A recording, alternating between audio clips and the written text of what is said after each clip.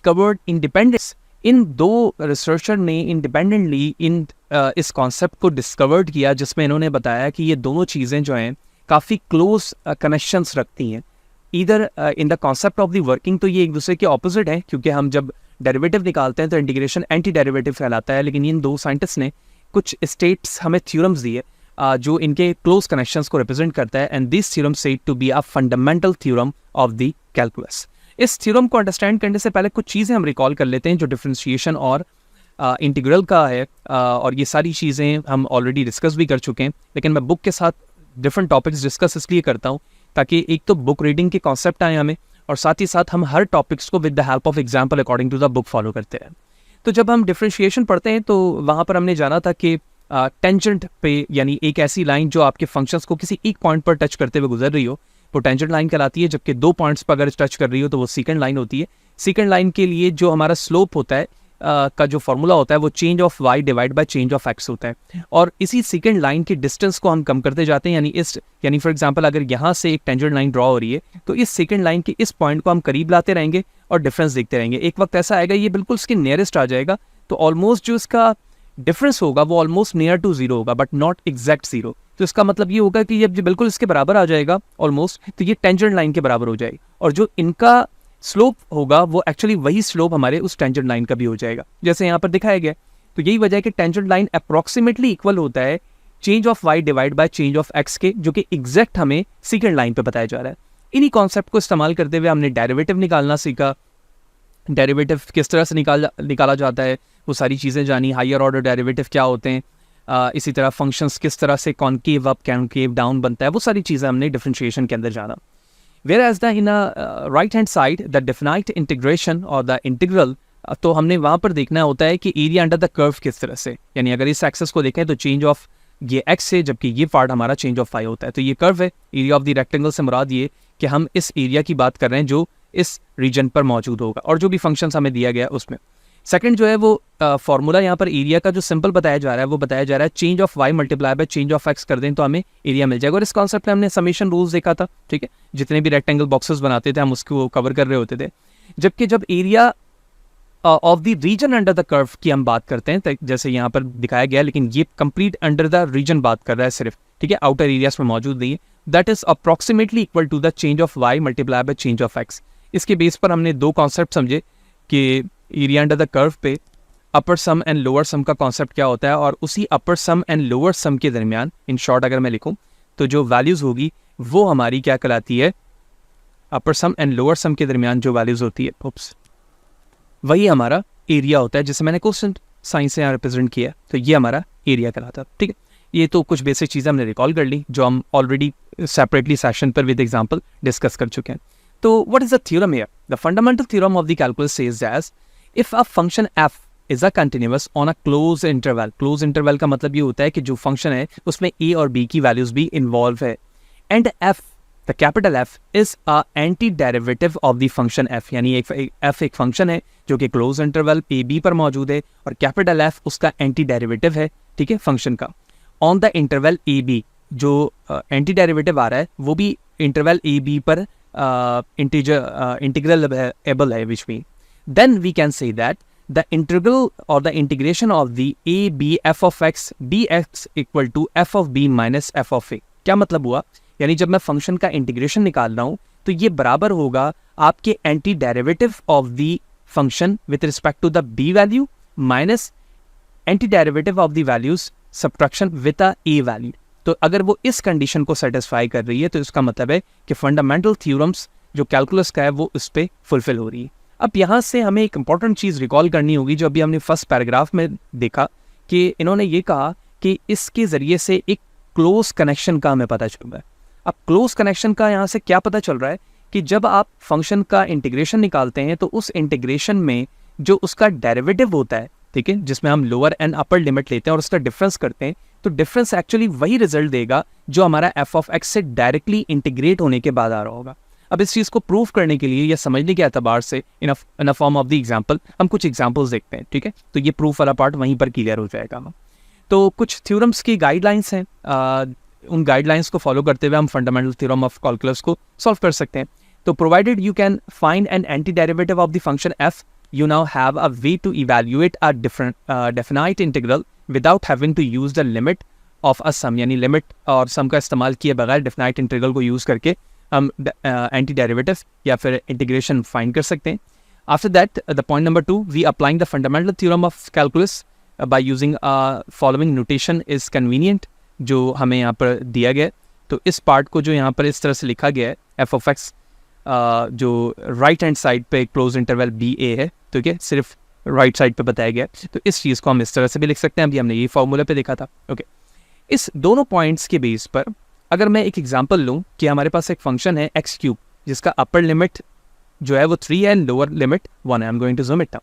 अब यहाँ पर मैं इसी कॉन्सेप्ट को अप्लाई कर रहा हूँ. ठीक है, यहाँ से ये बात हमें समझ में आती है. देखें, अब मैं क्या कर रहा हूँ, एक्स क्यूब को जब मैं इंटीग्रेट करूंगा तो ये हो जाएगा X to power 4 divide by 4. ठीक है, अब upper and lower limit 3 and 1, तो पहले मैं अपर लिमिट अप्लाई करूंगा तो 3 to power 4 divide by 4 minus फिर 1 टू पावर 4 डिवाइड बाई 4. इसको हमने सॉल्व किया, 3 टू पावर 4 81 हो गया, डिवाइड बाई 4 माइनस 1/4. 4 एलसीएम लेने के बाद सॉल्व किया, इसकी वैल्यू आ गई 20. तो इस रिस्पेक्ट से अगर आप बगौर देखो तो हमने इसी टेक्निक को यहाँ पर इस्तेमाल किया है, यानी जो एंटी डेरिवेटिव जो इंटीग्रेशन आया उस पर हमने अपर लिमिट वैल्यूज भी अप्लाई की और फिर सब्ट्रैक्ट किया उसके लोअर लिमिट के एंटी डेरिवेटिव वैल्यूज के साथ. यही है ना भाई, ये एंटी डेरिवेटिव ही तो है जिसको हम इंटीग्रल कह रहे हैं, और यहाँ पर ये चीज़ प्रूव हो गई. But it is not necessary to include the constant of the integration C in a anti derivative, because हम जानते हैं कि सी हम इसलिए यूज़ कर रहे होते हैं ताकि जब रिवर्स करके उसे दोबारा से डेरिवेटिव फॉर्म पे लाया जाए तो जो कांस्टेंट वैल्यूज होती है, हम जानते हैं कि कांस्टेंट के डेरिवेटिव 0 हो जाता है, तो वहाँ पर उस वैल्यूज़ को फिक्स किया जा सके. लेकिन अगर कहीं पर कांस्टेंट वैल्यूज मौजूद है इस तरह से, तो हम इसे इग्नोर कर सकते हैं, जैसे इस एग्जाम्पल पे इग्नोर करके दिखाया गया है कि that is equal to f of b minus f of a. यही चीज़ लिखी जा रही होगी, इसमें कांस्टेंट को हम इग्नोर कर रहे होंगे. और क्यों करते हैं? क्योंकि डेरिवेटिव में कांस्टेंट का जो डेरिवेटिव होता है वो 0 होता है. आई एम श्योर कि ये कॉन्सेप्ट आपको समझ में आ गया होगा. मजीद डेफिनाइट इंटीग्रल पर the fundamental theorem of calculus को मजीद सॉल्व करके दिखाया गया 3 एग्जाम्पल्स के साथ. इस एग्जाम्पल पे एक्स स्क्वायर माइनस 3 अपर लोअर लिमिट के साथ है. एक्स स्क्वायर का जो इंटीग्रल हो जाएगा वो एक्स क्यूब अपॉन 3, जबकि माइनस 3x लिखा जाएगा क्योंकि डी एक्स के साथ है. सॉल्व किया, अपर लोअर लिमिट अप्लाई किया, पहले हम अपर अप्लाई करते हैं फिर माइनस के साथ लोअर अप्लाई करते हैं. सॉल्व किया, minus 2/3. Same for this one, 3 under root x which mean x to power 1/2. Same technique इस्तेमाल की. सारी चीज़ें हम प्रीवियसली सेशन पर डिस्कस कर चुके हैं. इंटीग्रेशन किस तरह से किया जाता है. 14 ट्रिग्नोमेट्रिक फंक्शन सेक स्क्वायर है. सेक स्क्वायर का इंटीग्रल होता है 10x, ठीक है, based on the rule. Upper lower limit apply किया, 1 के बराबर आ गया. तो this all the concept shows here with respect to the solution there is a close connection between our differentiation and integration together. Okay, the next one, a definite integral involving absolute value. अब यहाँ पर pair wise फॉर्मूले के जरिए से इनकी absolute values हमें बताई गई है. सबसे पहले हमें फंक्शन दिया गया है अपर लिमिट 2 और लोअर लिमिट 0 के साथ. 2x माइनस 1 मॉड साइन है which mean absolute value of dx. सो अगर आप इसके डायग्राम को देखें या फिगर 4.27 को देखें तो 4.27 यहाँ पर क्योंकि ये एब्सोल्यूट वैल्यूज़ के साथ है और ये माइनस वैल्यूज़ को भी प्लस बना देगा, तो इस बेस पर ये वो पॉइंट है जो एक्स कोऑर्डिनेट्स या एक्स इंटरसेप्ट पर सिर्फ टच हो रहा है, जबकि ये वो रीजन है यहाँ से कि वो माइनस की तरफ जा रहा है और ये रीजन इसके पॉजिटिव डायरेक्शन पे. तो ये हमारा एरिया है जो इस एक्सिस के अंदर लाई कर रहा है. ठीक है, और अगर आप फंक्शंस की बाउंड्री को देखें, क्योंकि जो इसका क्लोज इंटरवल होगा वो लिमिट की वैल्यूज़ के बिहाव पर होगा, तो मैं कह सकता हूँ कि ये क्लोज इंटरवल 0 से 2 के दरमियान है. और 0 से 2 के दरमियान जो इसका एरिया सॉल्व होने के बाद आ रहा है वो 5/2 आ रहा है. अब वो कैसे आ रहा है उस चीज़ को हमें समझना होगा. देखिए, जब मैं एब्सोल्यूट वैल्यूज़ के साथ इस कॉन्सेप्ट को यूज़ करता हूँ तो इसका मतलब है एक दफ़ा वैल्यूज़ माइनस के साथ भी आ सकती है और एक दफ़ा प्लस के साथ भी आ सकती है, लेकिन मॉड हमेशा उसे पॉजिटिव बना रहा होगा. तो based on this absolute value of this function, so we are going to use here the pairwise equation. ये पेयर वाइज पार्ट है हमारा. तो इस पेयर वाइज के अंदर हमने कहा कि अगर -2x माइनस 1 के साथ फंक्शन मौजूद है तो यहाँ x की वैल्यू लेस देन 1/2 होगी, और अगर प्लस के साथ है तो उसकी value greater than equal to half या 1/2 होगी. अब हमने फंक्शन को रीराइट किया. रीराइट करने का मतलब ये है कि 2x माइनस 1 को हमने ये जो 2 की वैल्यूज़ थी यहाँ पर, ठीक है, इसे 1/2 कर दिया. ये 0 2x माइनस 1 बिल्कुल वैसे ही रहा, क्योंकि ये मैं नेगेटिव के साथ एक दफ़ा यूज़ करूँगा, एक दफ़ा पॉजिटिव के साथ. तो देखें, एक दफ़ा नेगेटिव और इन पॉजिटिव, यानी दोनों पेयर वाइज को पेयर वाइज में दोनों पॉसिबिलिटीज़ मुझे लेनी है, तो दोनों पॉसिबिलिटीज़ मैंने यहाँ पर ली और दोनों की लिमिट की वैल्यूज़ जो यहाँ पर मौजूद थी वो दोनों मैंने यहाँ लिख दी, ठीक है। तो लेस देन 1/2 का मतलब है यहाँ पर लेस वैल्यूज़, और ग्रेटर देन इक्वल का मतलब ये है कि मैं वही वैल्यू भी ले सकता हूँ, उससे ज़्यादा भी ले सकता हूँ जैसे यहाँ पर लिया गया। माइनस और प्लस पेयर वाइज के लिए सॉल्व किया वैसे इंटीग्रेशन के बिहाव पर, और यहाँ पर 5/2 इसका आंसर आ गया। अगर आप रिकॉल करें फंक्शंस की बॉडी के रिस्पेक्ट से कि फंक्शन किस तरह से विजुलाइज हो रहा है और उसकी वैल्यूज़ यहाँ पर पेयर वाइज पे किस तरह से आ रही है, तो जब हम फंक्शन को विजुलाइज करते हैं ओरिजिनली, तो ये वो पॉइंट है, मैं इसे कह सकता हूँ कि अगर ये ओरिजिन 0 है तो ये 1/2 है, और इस 1/2 से आगे आने वाली जितनी वैल्यूज़ है यानी ये कंप्लीट रीजन ये ग्रेटर देन 1/2 है, ठीक है, या इक्वल टू ग्रेटर देन 1/2 जो यहाँ पर बताया गया है। और इससे जो पहले वाली वैल्यूज़ है यानी ये कंप्लीट रीजन है वो क्या होगा, लेस देन 1/2 होगा जो यहाँ पर बताया गया। तो इन्हीं दो वैल्यूज़ को limit with respect to the pairwise function लिया गया, उसे यूज़ किया गया एब्सोल्यूट फॉर्म पर, और एरिया अंडर द कर्व 5/2 निकालकर यहाँ पर हमें ये बताया गया कि there is a strongly connections between the integration and the derivative according to the fundamental theorem of the calculus. Okay, the next example 3, find using the fundamental theorem of the calculus, find the area. Here's a equation y equal to 2x square minus 3x plus 2, or you can say the functions here, and based on the vertical line there x equal to 0 and next x equal to 2, which means upper and lower limit is 2 and 0. So based on this function I visualized here, the books visualized here, and these all area are said to be a area under the curve here, right?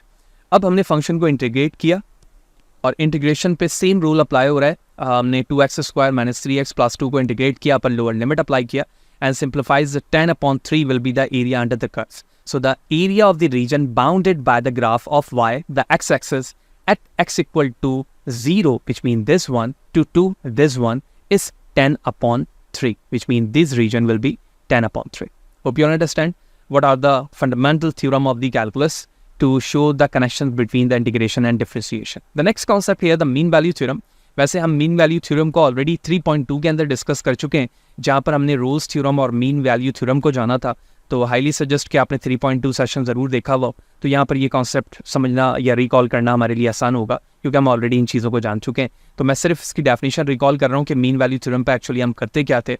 तो अगर function को recall करें हम in a form of the mean value theorem, so if f is a continuous on a close interval a b, f एक function है जो close interval पे continuous है यानी कहीं पर डिसकंटिन्यूटी मौजूद नहीं है, then there exist a number, यानी यहाँ पर कोई एक नंबर एग्जिस्ट करेगा जो c है in the close interval a b. तो ए बी क्लोज इंटरवल में कोई एक नंबर ज़रूर एग्जिस्ट करेगा c, ठीक है, जिस बिहाफ पर मैं कह सकता हूं कि जब मैं इंटीग्रेट करूंगा अपने function f of x dx को with respect to the a b lower and upper limit, तो वो बराबर होगा f of c b minus a के. तो फंक्शन की जो कांस्टेंट वैल्यू होगी वो उसे मल्टीप्लाई करूंगा लोअर एंड अपर लिमिट की वैल्यू से, तो वो उसी के इंटीग्रेशन के बराबर आएगा जो हमारे लेफ्ट साइड पे मौजूद है.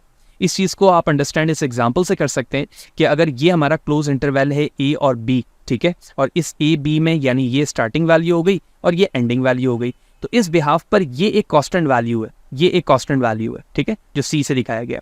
तो इस चीज़ को हम प्रूव करके यहाँ पर देख सकते हैं कि अगर मैं इसको इंटीग्रेट करूँ फंक्शन को, तो और एफ ऑफ सी में उसकी वैल्यू पुट करूँ जो कांस्टेंट वैल्यू यहाँ पर एक्स की होगी जो भी यहाँ पर मौजूद है, तो और लोअर एंड अपर लिमिट्स का सब्ट्रैक्शन उससे मल्टीप्लाई कर दूँ, तो that will be the same here according to the mean value theorem. Let's see the example to understand this concept here.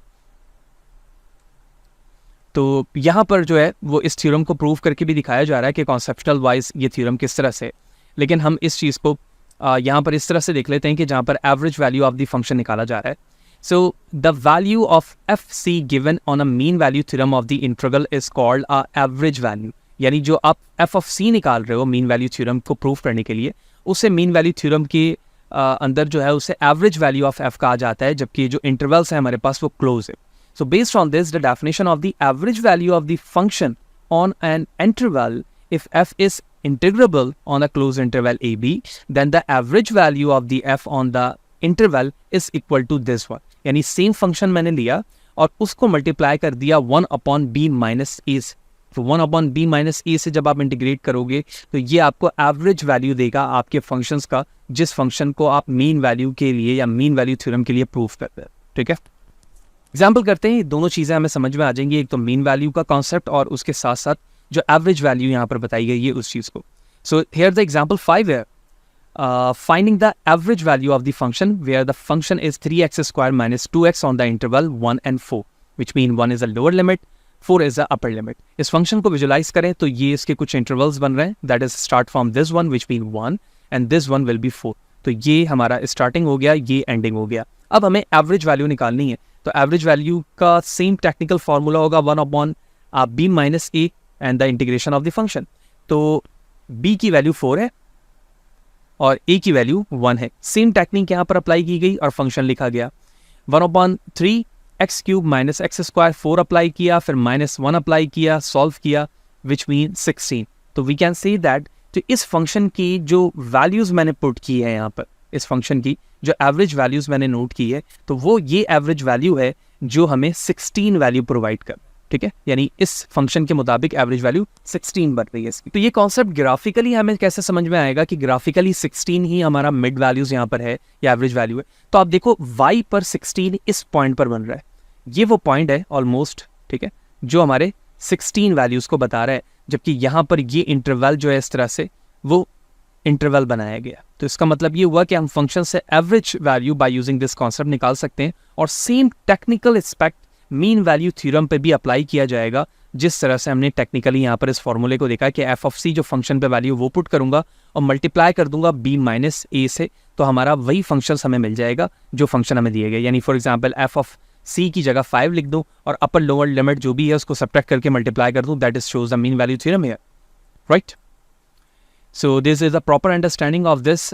उसके बाद जो हमारे पास कॉन्सेप्ट आता है इस सेशन के अंदर, वो आता है second fundamental theorem of the calculus. यानी second fundamental theorem of the calculus क्या है. अगर थोड़ी सी चीज़ को हम रिकॉल करें जो प्रीवियसली सेशंस तक हम चीज़ों को जान चुके हैं इस फंक्शन के बिहाफ पर, तो हमारे लिए इस कॉन्सेप्ट को समझना आसान होगा. The definite integral as a number whereas the definite integral as a function of x. यानी जब मैं इंटीग्रल फंक्शन बना रहा हूँ एज अ नंबर, तो मैं इससे ये कहूँगा कि हमारे पास जो अपर एंड लोअर लिमिट है ये दोनों ही कांस्टेंट है और एफ ऑफ एक्स हमारा एक फंक्शन है. जबकि जब मैं फंक्शन के लिए इंटीग्रेट करता हूँ तो अपर एंड लोअर लिमिट क्या है, F is a function of x. यानी जब मैं कैपिटल एफ लिखता हूँ ना, कैपिटल एफ, तो उसका मतलब होता है अपर लिमिट. तो इसे कहा जा रहा है इस लिमिट को f is a function of x, where lower limit हमारा कांस्टेंट है, जबकि ये जो एफ ऑफ टी है ये फंक्शन है जो कि किस पे बेस कर रहा है, टी पे. तो here is a function F of x. तो जब आप इंटीग्रेट कर रहे हैं तो दो तरीकों से कर रहे हैं, या तो इंटीग्रेट एज अ नंबर कर रहे हैं या इंटीग्रेट कर रहे हैं as a function of the x के लिए. क्या मतलब हुआ इस चीज़ को मजीद एग्जाम्पल के फॉर्म पर समझेंगे, बात समझ में आ जाएगी हमें. तो there is example number 6, the definite integral as a function. यानी एज अ फंक्शन हम इसे इंटीग्रेट कर रहे हैं. तो एज अ फंक्शन जब मैं इसे इंटीग्रेट करूंगा तो ये कॉस टी डी टी है, जबकि लोअर अपर लिमिट जो है वो 0 और x के साथ है. इसका मतलब ये हुआ कि 0 कांस्टेंट हो गया और जो x है वो हमारा फंक्शन हो गया, ठीक है. यही चीज़ अभी हमने एग्जाम्पल पे देखी थी.